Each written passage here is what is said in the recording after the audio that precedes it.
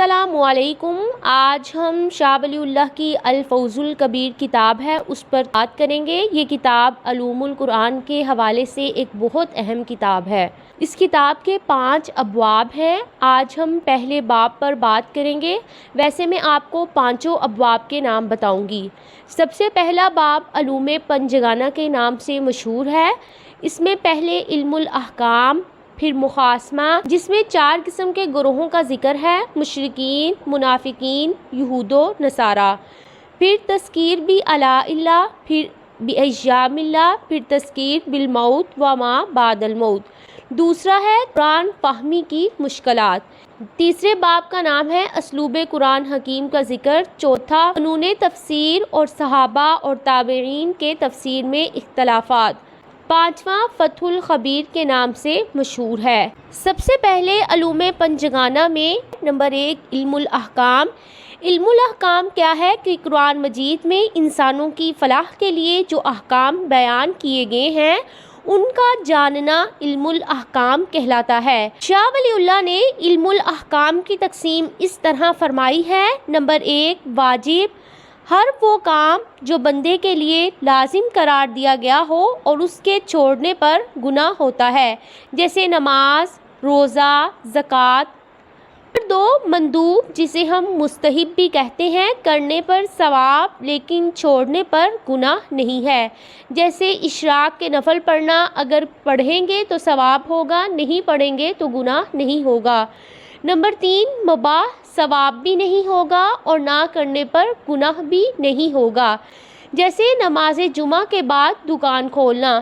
مکروہ، جس کا کرنا شریعت میں ناپسند ہو، وضو میں زور سے چھینٹے مارنا۔ حرام، جس کی اسلام میں قطعاً ممانعت ہے اور اس کے کرنے پر سخت گناہ ہوگا۔ احکام کی 2 اقسام ہیں: امر اور نہی۔ اوامر اس کو بولتے ہیں جس کے کرنے کا حکم دیا گیا ہے۔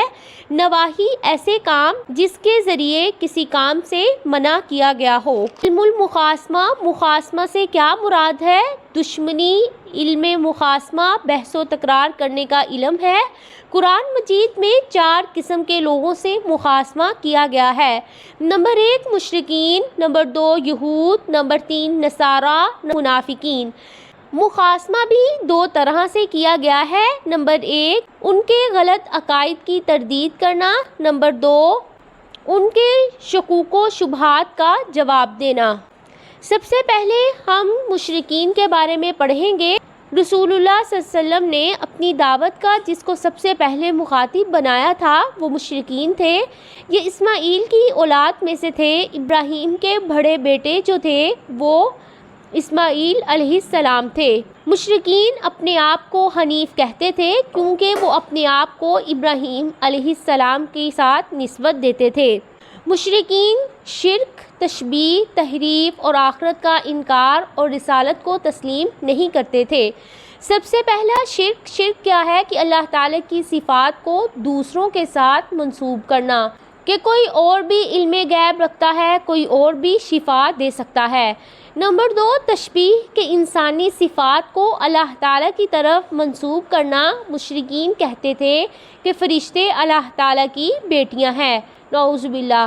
تحریف، اسماعیل علیہ السلام کی اولاد کے طویل عرصے تک کہ ابراہیم علیہ السلام کے مذہب پر قائم رہے، پھر 300 برس پہلے عمر بن لوہی نے بت پرستی شروع کر دی۔ بحیرہ صاحبہ، وسیلہ، حام، فالگیری جیسی بدعتی رسومات کو شروع کر دیا۔ عقیدہ رسالت اور آخرت کے نبی کھانا کیوں کھاتا ہے، پانی کیوں پیتا ہے، انسانوں کی بجائے فرشتوں کو نبی کیوں نہیں بنایا گیا۔ نمبر 2 یہودی، انہوں نے کیا کیا کہ انہوں نے تورات میں بھی لفظی بھی اور معنوی تحریف کی، اس کے علاوہ بہت سی آیتیں چھپائیں، محمد صلی اللہ علیہ وآلہ وسلم کی بعثت کا انکار کیا، آپ کی شان میں بھی گستاخی کی، اللہ تعالیٰ کے بارے میں بھی گستاخانہ گفتگو کرتے تھے، معنی آیات یعنی آیات کو بھی چھپاتے تھے۔ تورات میں زانی کے لیے سنگساری کا حکم تھا، یہودیوں نے اس کو چھپا کر منہ کالا کرنے کی رسم کو جاری کر دیا۔ اس کے علاوہ من گھڑت شرارت یعنی افطرا کیا کرتے تھے کہ یہودی علماء اپنی طرف سے بعض احکام کو گڑھ لیتے تھے اور اسے شریعت قرار دیتے تھے۔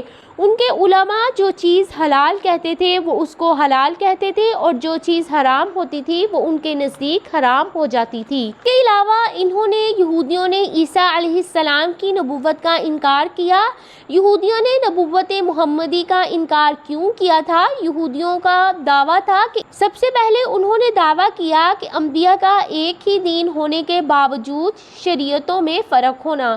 دوسرا، انہوں نے کہا جتنے بھی انبیاء آئے ہیں ان کا تعلق بنی اسرائیل سے تھا، جبکہ آپ صلی اللہ علیہ وآلہ وسلم کا تعلق اسماعیل علیہ السلام سے تھا۔ نمبر 3، نصارہ توحید سے گمراہ ہو کر تثلیث کے قائل ہو گئے۔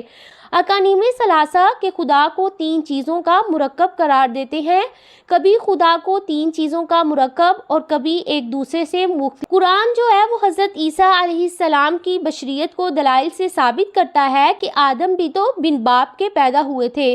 اللہ تعالیٰ نے رسول اللہ صلی اللہ علیہ وسلم کے متعلق انجیل میں جو بشارت دی تھی اس کے بارے میں بھی عیسائی گمراہی میں پڑ گئے۔ نمبر 4، منافق کیا تھے کہ زبان سے تو اسلام کا دعویٰ کرتے تھے لیکن مسلمان نہیں تھے۔ منافق کی 2 قسمیں ہیں، قلبی اور عملی۔ قلبی ظاہری طور پر تو اسلام میں داخل ہوئے تھے، ایسے منافق اللہ تعالیٰ نے قرآن میں بتایا ہے کہ وہ جہنم کے سب سے نچلے طبقے میں ہوں گے۔ نمبر 2، عملی، دلی طور پر اسلام تسلیم لیکن کام منافق جیسے ہوں گے۔ نبوت اور رسالت کا انکار کیوں کیا؟ کہ وہ سمجھتے تھے کہ وہ نبی کریم صلی اللہ علیہ وسلم کو اپنے جیسا ایک عام آدمی سمجھتے تھے۔ اسلام پھیلا جا رہا تھا اور مختلف علاقوں پر مسلمانوں کا قبضہ ہو رہا تھا۔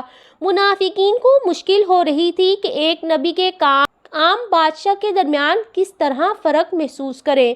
نمبر 3، تذکیر بآلاء اللہ، اس میں اللہ تعالیٰ کی نعمتوں اور نشانیوں کا ذکر کیا گیا ہے کہ وجود باری تعالیٰ، اسماء و صفات اور اس کی نعمتوں کا اس میں ذکر کیا گیا ہے۔ تذکیر بایام اللہ، وہ واقعات جن کو اللہ تعالیٰ نے آئندہ انسانوں کے لیے عبرت اور نصیحت کا نشان بنایا۔ تذکیر بالموت و ما بعد الموت، موت اور اس کے بعد کے واقعات کو بیان کیا، جیسے عیسیٰ علیہ السلام کا نزول، دجال، خروج جوج مجوج کا سور پھونکنا وغیرہ۔